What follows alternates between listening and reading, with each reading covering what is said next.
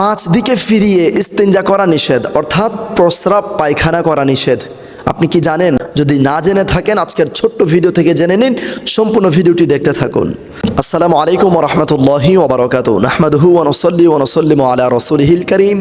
আম্মা বা'দ, ফাআউযু বিল্লাহি মিনাশ শাইতানির রাজিম। বিসমিল্লাহির রহমানির রহিম। সুপ্রিয় দর্শক শ্রোতা মণ্ডলী, আজকে জানতে পারবেন পাঁচ দিকে ফিরিয়ে অর্থাৎ পাঁচ দিকে মুখ করে বা পিঠ করে ইস্তেঞ্জা করা নিষেধ।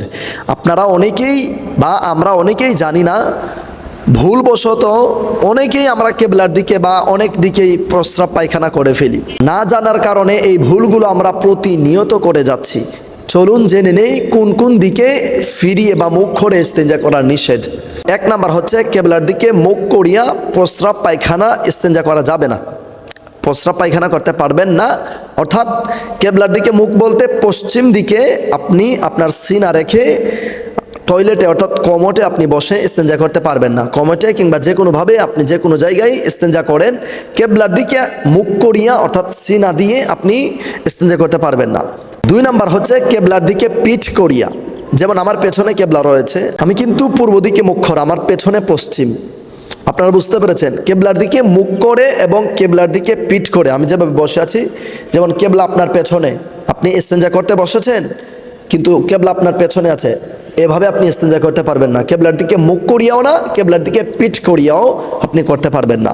তিন নাম্বার হচ্ছে, চন্দ্রের দিকে মুখ করিয়ে আপনি প্রস্রাব পায়খানা অর্থাৎ ইস্তেঞ্জা করতে পারবেন না।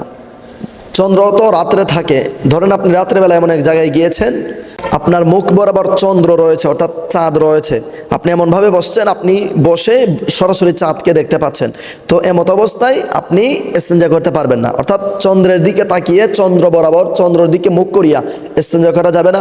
সূর্যর দিকেও মুখ করিয়া ইস্তেঞ্জা করা যাবে না। দিনের বেলায় ওয়াশরুমে যান কিংবা যে কোনো জায়গায় ইস্তেঞ্জা করেন না কেন, সূর্যের দিকেও তাকিয়ে অর্থাৎ সূর্যের দিকেও মুখ করিয়া প্রস্রাব পায়খানা কোনোটাই করা যাবে না।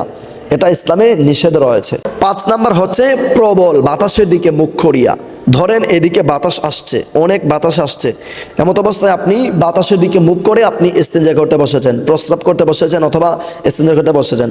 প্রস্রাব পায়খানা উভয়টাকে ইস্তেঞ্জা বলা হয়। তো আপনি প্রবল বাতাসের দিকে মুখ করিয়া আপনি ইস্তেঞ্জা করছেন, এটা ইসলামে নিষেধ রয়েছে, এটাও করা যাবে না।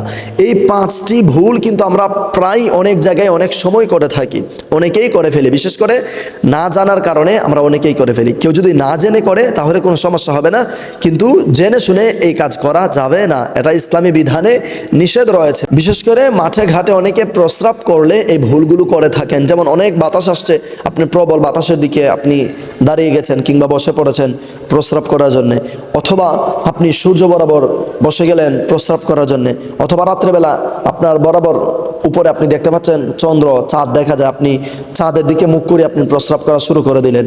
না, এটা করা যাবে না, এটা ইসলামের নিষেধ রয়েছে, এই কাজ কখনোই করতে পারবেন না। জেনে শুনে এই কাজ থেকে সবাই বিরত থাকার চেষ্টা করবেন ইনশাআল্লাহ।